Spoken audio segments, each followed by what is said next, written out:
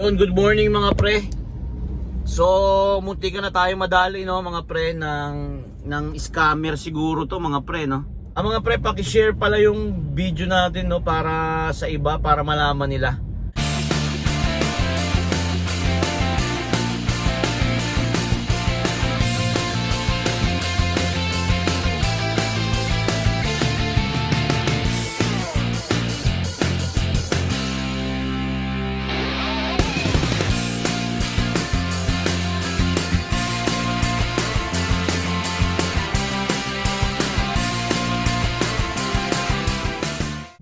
Tawag dito, makwento ko lang. Bumiyahe tayo mga pre, siguro 7:20 ganyan.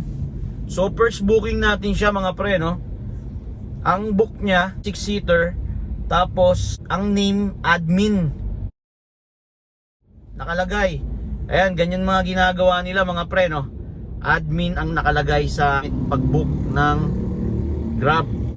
Magme-message siya, error ang nakalagay sa message, error 456. Mamaya tumawag mga pre from Grab po to, sabi medyo may error po kung nag-error yun, sana nag-error na.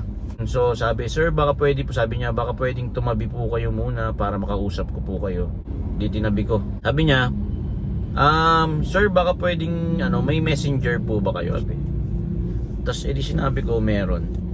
Tapos sabi niya, okay lang po ba sir, tawagan ko kayo para ma-explain ko po sa inyo kung paano yung gagawin nyo dahil may error po yung apps ninyo. Tapos may pinapalink siya sa window, may pinapa-download siya link to window apps.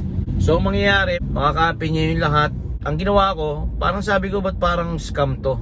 Kasi kung tutusin mga pre, kapag may problema si Grab, it's either email or tatawag yon mismo, tapos Grab ang nakalagay no. So ang ginawa ko mga pre, on the way ako sa pickup sabi ko, sir Grab po ba talaga to?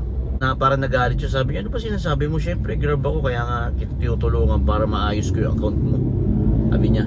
Ginawa ko, binaba ko na, tapos kinancel ko na yung link sa may messenger. Pag cancel ko nung tawag, binlock ko na rin yung messenger. Tapos buti hindi pa ako nakakapag-share ng link doon sa may mismong pinanggagrab ko no mga pre.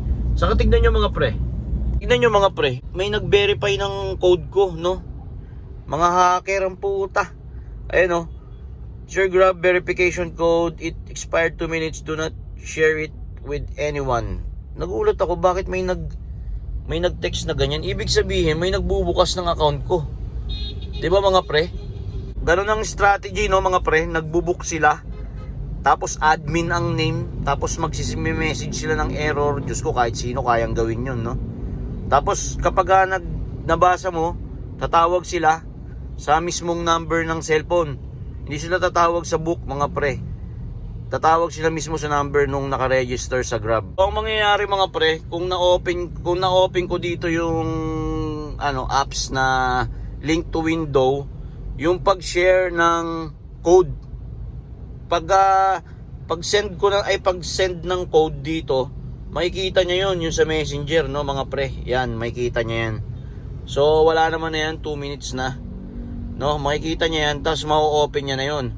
So kapag na-open niya yan mga pre, kung magkano yung laman ng cash wallet dito mga pre, yan, mata-transfer niya yan dun.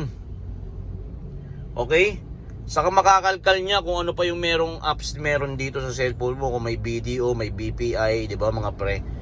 Ganun mangyayari nun. Mga pre, mga ka-Grab, para hindi tayo ma-scam, mga pre, paki-share pala yung video natin no para sa iba, para malaman nila. Kaya mga pre, kapag may ganun kayo na experience, huwag kayo maniniwala agad no. Kasi ang tawag ng Grab, it's either email o kaya phone call talaga na nakalagay Grab. Okay? Tapos kapag may mga share na ganun, magtaka na kayo. Huwag nyong i-share yung mga ng cellphone nyo no mga pre. Muntik na tayo madali mga pre. So ingat kayo palagi mga pre. Kita-kita ulit tayo next video.